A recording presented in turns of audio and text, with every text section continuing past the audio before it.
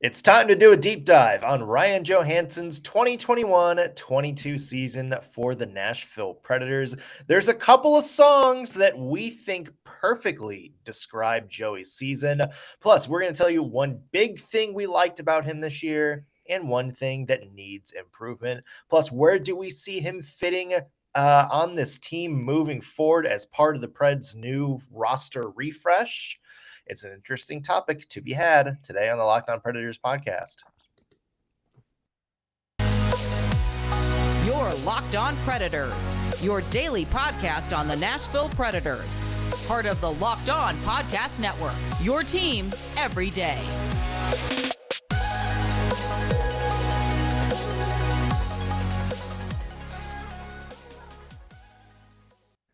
Thanks, everybody, for making Locked On Predators your first listen of the day every single day. I'm Nick Morgan. I'm a writer and editor at ontheforecheck.com, and I have a partner in crime. You do. I am Ann Kimmel. I'm a writer at ontheforecheck.com. Well, we're kicking things off with our player report cards. We have done these for the past week. We've done some on Roman Josi, Filip Forsberg, Matt Duchene, Mattias Ekholm, and Dante Fabro, and Mikael Granlund. So if you want to catch up, you can go back and listen to all our old episodes. You can find us on YouTube, of course, at Locked On Predators, or you can just get us wherever you get your podcasts, Spotify, Stitcher, TuneIn, Apple Podcast, pretty much wherever. Go back and listen to some of our deep dives on the Predators roster because, yeah, they've been interesting to kind of single players out and go back and take kind of a fresh retrospective view on their season. Because I feel like one of the big things, Ann, is when you're in the middle of the season, you don't really know, the stretch they're on. Is that a slump? Is that just a couple off games? But when you do these after the season, after the dust has sort of settled on the Predators season and the playoffs, you kind of get a better perspective of where a player is at with this team. Yeah, you definitely can sort of gauge better how an individual player impacts the whole team and the whole season when you take a step back. And this was especially true for me of Ryan Johansen because this season, so many things focused on Matt Duchene, Filip Forsberg. Of course, Mikael Granlund had a great season. Roman Josi hit it out of the park. But Ryan Johansen was just very quietly doing his Ryan Johansen things. Yeah. And it was really neat to be able to step back and take a look at season stats, take a look at some season replays, and really be able to evaluate, hey there, Mr. Ryan Johansen. Hey there. Yeah. Is that how you would greet Ryan Johansen? I would say, hey there, Funkle Joey. Like if we didn't settle on a name for Mattias Ekholm yesterday, we're not going to settle on Funkle Joey for Funkle Joey. It is 100%. I think it needs to be in the mix. In the mix. I think Ryan Johansen would come on this show just to shut that down. He is welcome to. So let's talk about Ryan Johansen. So basically, we're deciding he's a fun guy. We love him. So we decided to freshen up our report card on him a little bit through Ann's favorite thing, song. Yes. Yeah. So Ann, is there a song that you think perfectly encapsulates Ryan Johansen's season with the Nashville Predators? I do. Now, full disclosure, I spent way too much time working on this. I mean, I feel like, yeah. There's a lot out there. And I went through a number of genres. At one point, I was pretty sure it was going to be a Taylor Swift song, but then I was like, no, let's step back and see if we can't find something more appropriate. And I landed on a country song, which I don't necessarily think is Ryan Johansen's vibe. More of a Matt Duchene thing, I think. Yes. But this song, I think, really summarizes kind of Ryan Johansen's season. And it's by Toby Keith, one of my faves, and it's called How Do You Like Me Now?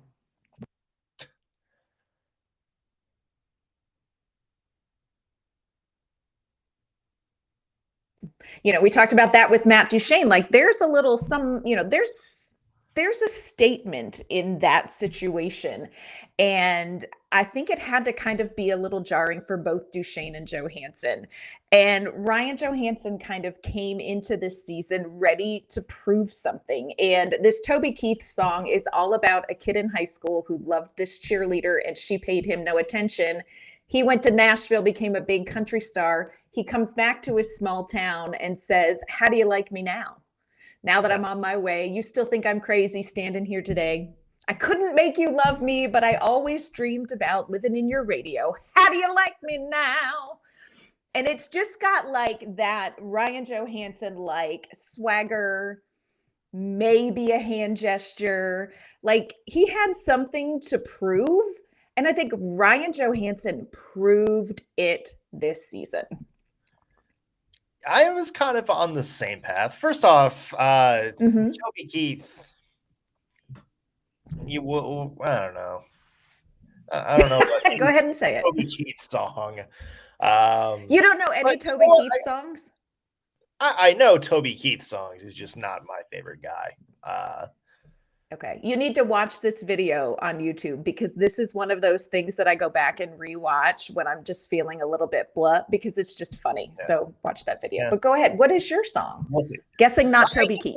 I get the vibe though. It is not Toby Keith. I went back and forth on this for a while now. I am going Elton John. And I'm going I almost did too. Standing. Which one did you almost get that same? I'm still standing. I'm still standing. Yes. Yeah.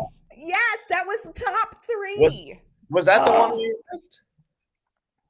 Yeah, there was Elton John, Taylor Swift, and Toby Keith. Top 3. Man, imagine that as a top 3 of any list in any context. Of anything. Yeah. But I mean, it's a stretch. It's the vibe. It's kind of like the "How do you like me now?" but better by a better artist and a better person.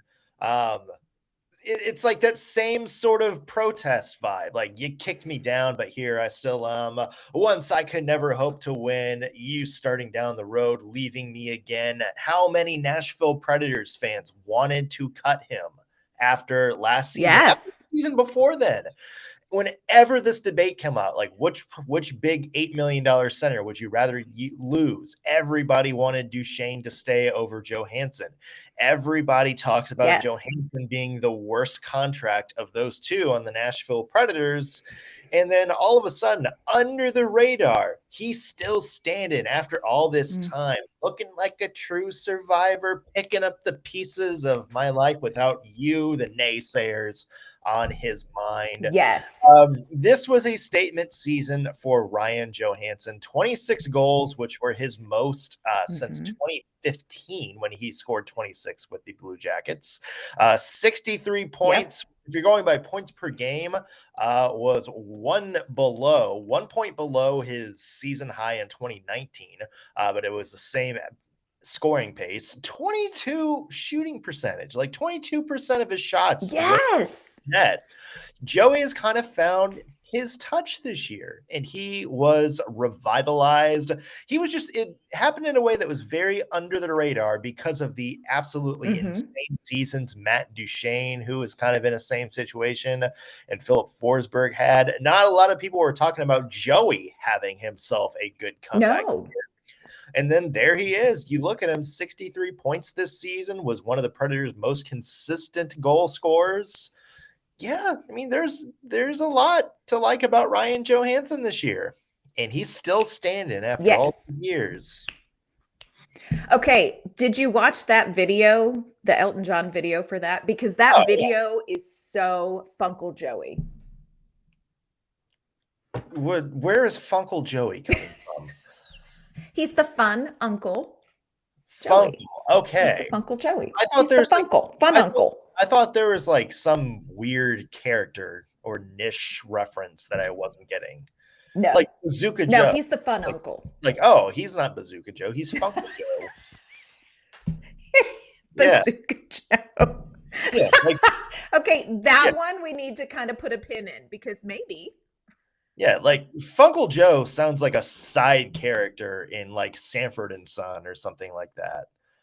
Yeah. Like he's No, the he's the guy fun that lives down uncle. the street. Okay, I wasn't Yeah, sure where we fun were going. Uncle Joe.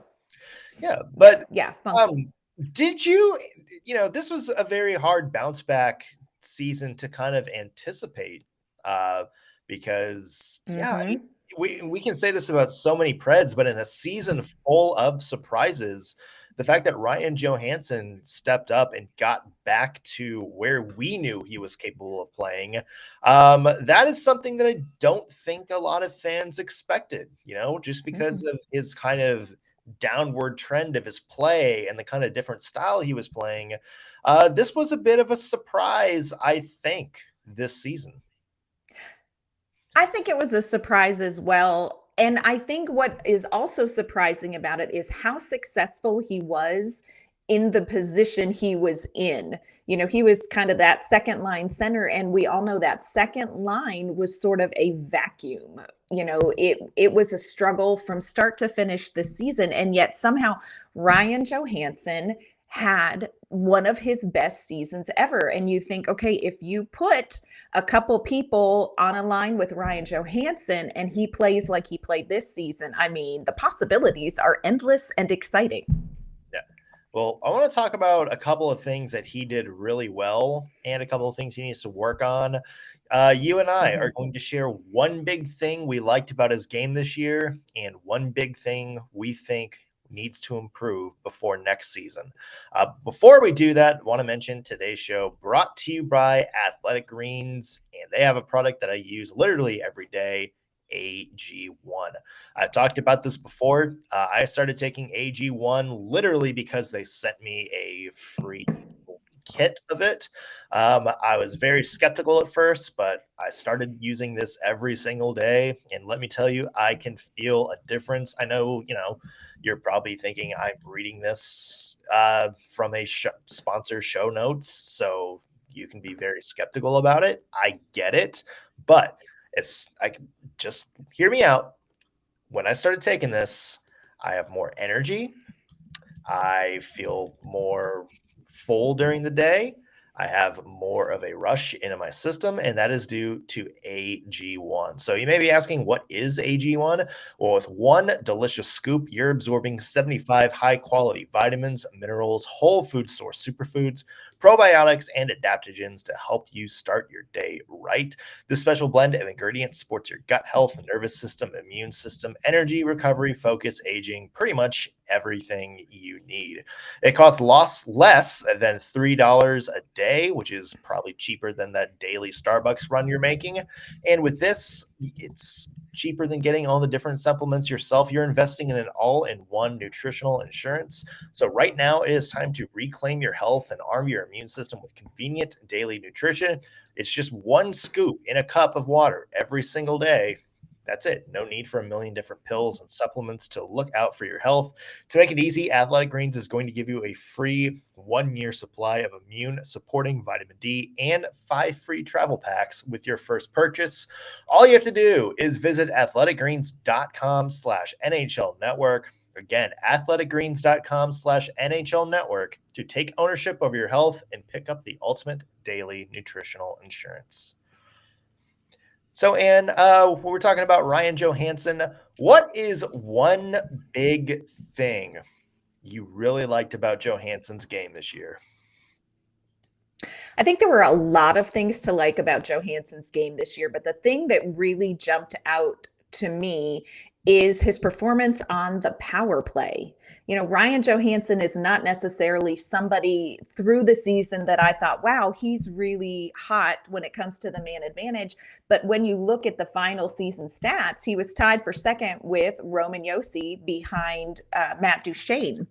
Duchene had 16, Josi and Johansen each had 11. And I went back and watched some of these power play goals that Johansen had. And they were not all, most of them were those gritty, take out the trash, clean up the garbage, net front, kind of scrum goals. And I'm telling you, this is where Ryan Johansen shines. And to look at him, you don't necessarily think, he doesn't strike you as like a Michael McCarron. You don't necessarily look at Johansen and go, wow, he's huge. But that boy is strong, and he is so good and quick at finding a rebound and putting it back in. So for me, his power play performance this season is probably one of the top things that I loved about his game. And it was totally unexpected to me. Totally unexpected. But there he was doing his thing. You read my mind first with the Elton John song, now this, because I know. My one big thing that I loved about Ryan Johansen this year was his finishing. I mean, how often you crave the Predators just having a absolute pure goal finisher, not necessarily the type of guy who is going to just like wrist absolute rockets and pick the corners of the net each time, maybe like a Filip Forsberg or Duchene does, but somebody who has the hockey sense to finish off good hockey plays. And to me, that's Ryan Johansen this season. And you kind of reference it, and I referenced something earlier where he has a 22% shot percentage this year, which is very, very high for him. And you think back and it's like, okay, well, that's something that's going to be hard to replicate moving forward. There's maybe a little bit of luck involved with that. But then, as you mentioned, you go back and watch the goals he scored this year, and those are just good hockey sense plays. Again, being in the right place, knowing where a rebound is going to go. He had a couple of really good tips and deflections this year, which, even if you get a deflection and it's stopped, it is really hard to cover up and clear a loose puck from a deflection or a shot that changes angle or something like that. And he is very good at that. He's very good at just getting himself into space, like getting himself towards the front of the net. He had a couple of really easy goals, whether it was Roman Josi or Matt Duchene. There's even one couple earlier from like Dante Fabro. We talked about him yesterday, how we want to see more playmaking from him. He had a couple of good setups on a Ryan Johansen goal this year. So, yeah, I mean, the goals that Johansen's scoring, he's got a 22% shooting percentage. And I know a lot of people look at that and say, well, that there's a good sign he may not have this sort of output next year. But if he is making those same hockey plays, if he is finding the rebounds, finding loose pucks, getting his stick on a shot to deflect it or change direction, then those are the type of plays, not necessarily shots or goals or whatever. Those are the type of hockey plays that help a team out. And Johansen did that very, very well this year. I agree. The other thing that I noticed that he did very well that I think kind of leads into what you're saying about being in the right spot to finish is Ryan Johansen can find just a small, soft pocket against a defense. And I noticed this on the power play, but he does it even when they're playing even strength. He is so good at maneuvering just a small amount to find himself the space he needs to tip something in. And we saw the results of it this season. Like you said, his tip-in goals were fantastic. The power play goals. He is so smart at knowing what angle to take, where to shift. And it's not any big move, but he's so great at doing those little things really, really well that sets him up for success. And, for this amazing 22% shooting percentage, which is one of the top actually in the league this season. Yeah, very, very good. Other Preds had seasons that well as well. All right, and what's one thing you would like to see different from Ryan Johansen next year? Or maybe something that concerns you this season. There weren't really any major things that jumped out and concerned me as I looked at it, but there is one sort of narrative that has sort of followed Ryan Johansen, and I'm going to lean into that a little bit, and that is that he needs to shoot more. I think, there have been a number of seasons where people are, Ryan Johansen gets the puck and people are like, shoot it. And he's always looking for, a hockey play. And sometimes I just want to say, you're the hockey play, and I get, he's not going to have a 22%, 22 shooting percentage kind of thing when he puts more pucks on the net. But this season, he had 118 shots during the cup run, during the President's Trophy. He was, right around 140 shots. He was averaging a little bit more. And so for me, I would love to see Ryan Johansen shoot a little bit more. I would also like to see him warm up with his helmet on. That's a whole separate thing, but he needs to start doing that.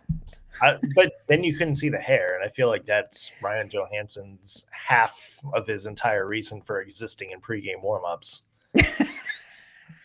That's probably true, but it causes me maternal angst. Yeah, terrible. Another thing about Ryan Johansen, you kind of mentioned it, was just the shooting. You go back to 2013, 2014, which is when he had his career high 33 goals. He took 237 shots that season, which is a lot of shots. So you can kind of totally maybe go back in time and use that as an example. It's like, look, even if you're not going to shoot 22% moving forward, here's what can happen if you at least keep putting the puck on net and taking advantage, pulling the trigger on some of those chances, especially if, depending on who your line mates are, you're kind of going to be counted on to be the main facilitator of that offense. Mm-hmm. Well, and speaking of who his line mates are, we're going to jump into that discussion about Ryan Johansen's season last season, and looking forward, we have, our own little thoughts on that coming up. But first, want to let you know that today's episode is brought to you by our great friends at Built Bar. Built Bar has a new flavor out, and this is going to rock your world. It is caramel brownie. So think about a caramel brownie with caramel swirled on top, and it has 17 grams of protein. You would think I'm making it up, but I am telling you, Built Bar has done it again. Caramel brownie bars are available right now at built.com, but you've got to act quickly because they are a fan favorite. They're going quickly. You can forget about having a dessert. You just have a Built Bar and call it dessert. The macros are unreal. Only 130 calories, 17 grams of protein, only 4 grams of sugar. You can replace a regular brownie with Built Bar's caramel brownie bar in a heartbeat, and the taste will have you thinking you're doing the right thing. Caramel brownie bars are covered in 100% real chocolate, like all these amazing Built Bars are. With Built Bars, you don't sacrifice taste for healthy. You get both. All of their bars are made with collagen protein, which your body absorbs more efficiently, and it provides tons of health benefits as well. There are a million reasons why you should try Built Bar, but for now, let's just say caramel brownie bar is the number one reason you should try it. It's not an understatement. Built Bar, tasty can be healthy. So go to built.com for your box of caramel brownie bars now. When you go to built.com, use our promo code LOCKED15 and you can get 15% off your order. That's promo code LOCKED15 for 15% off at built.com. And one thing I kind of want to mention about Ryan Johansen, maybe a little bit of a negative trait, and I want to get your take on it. Mm-hmm. We've talked about the second line. We know Luke Cunnin and Ellie Tolvanen have not had great seasons. And we talked about maybe that impacting whoever that second line center was. A lot of times this season it was Joey, sometimes Mikael Granlund. Do you knock Joey at all in any sense for maybe him playing a role in that? Do you look at this and say, okay, well, clearly he was doing his part. He just didn't have better line mates this season?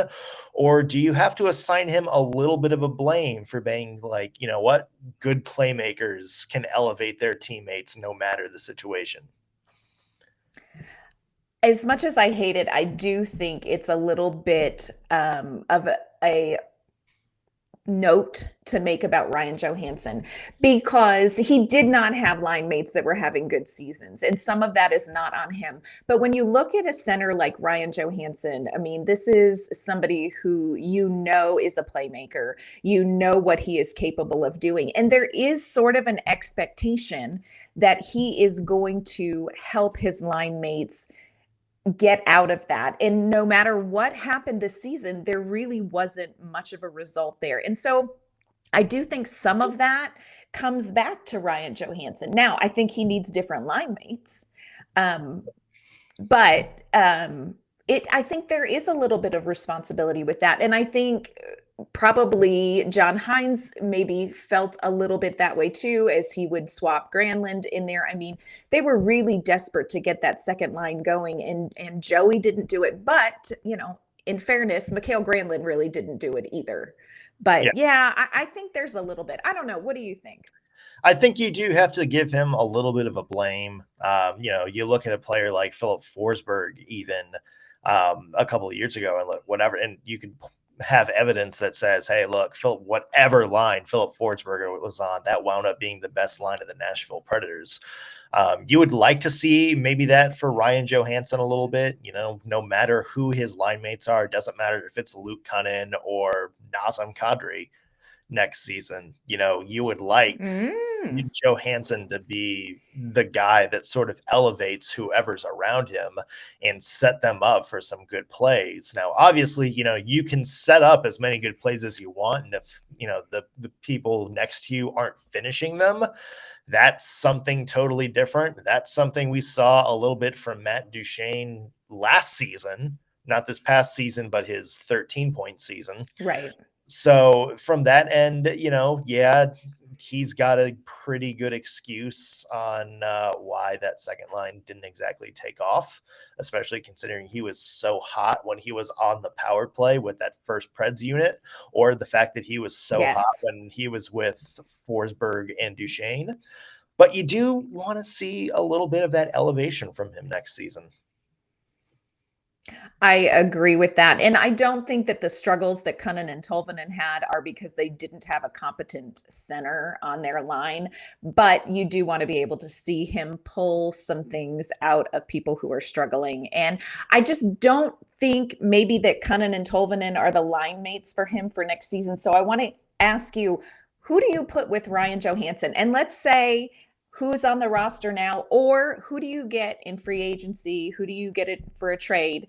And who do you plug in with Ryan Johansen? What line would make you giddy?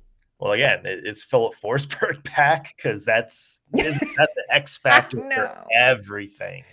Everything, yeah. In a perfect world, let's say this roster is back, Filip Forsberg resigns. I would love to see Phil Thomasino in the top six. Yes. And maybe that's somebody you put on your second line, who has a really good nose for the puck and kind of plays a style, at least offensively, kind of similar to Ryan Johansen. I mean, just that speedy nose for the puck kind of guy. And then on the other side, maybe a free agent, maybe you go out and make a hockey trade for somebody out there.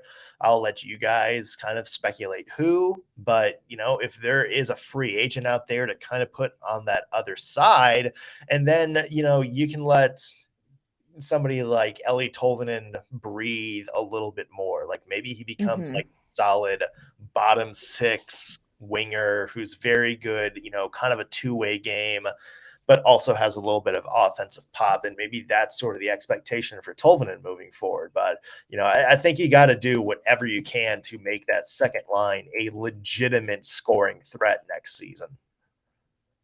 Yes, and they really weren't this season. I would love, like you said, I really feel like Thomasino with Johansen could be magic for Thomasino. I would also love to see them go out and maybe pick up somebody like, say, Matthew Tkachuk. Can you imagine how salty and spicy a line would be with Johansson? Like, they just have a little bit of an edge to their game.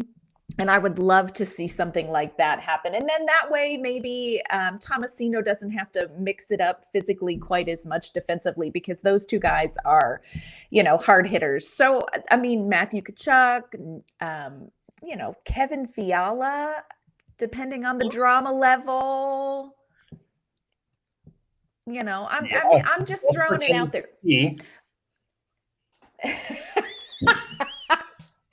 You're Kermit drinking your tea. Yeah. But yeah, they need somebody with him.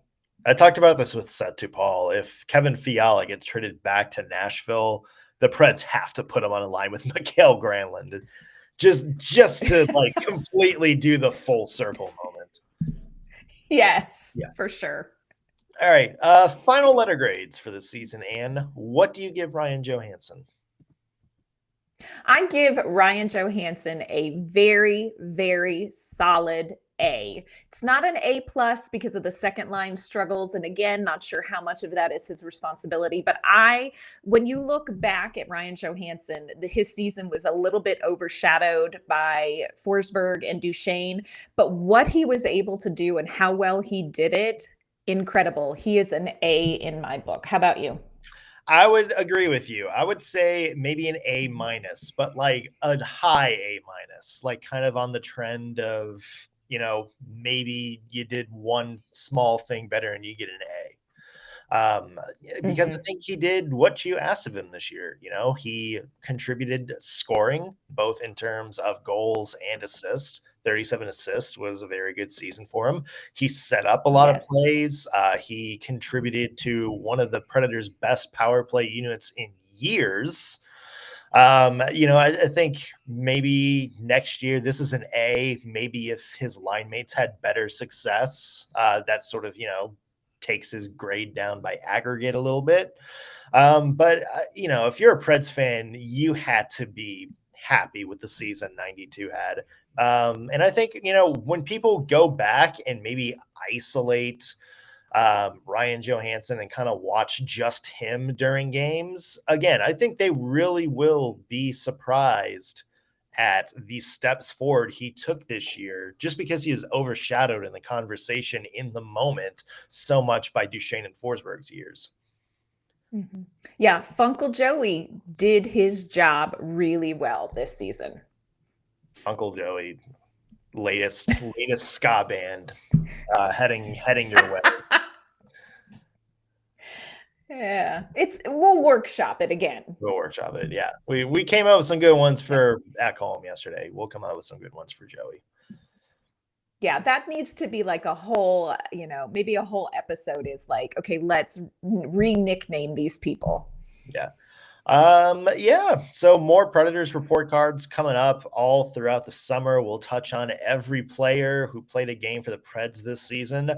Still got plenty of draft coverage coming up, and we'll hear from some of our Central Division frenemies on the Locked On Network. So a lot to get to all summer long here on the Locked On Predators podcast. Just because this is the off season, just because there's no Preds hockey happening right now, doesn't mean there's not anything to talk about. So make sure you stay tuned every single day here on the Locked On Predators podcast.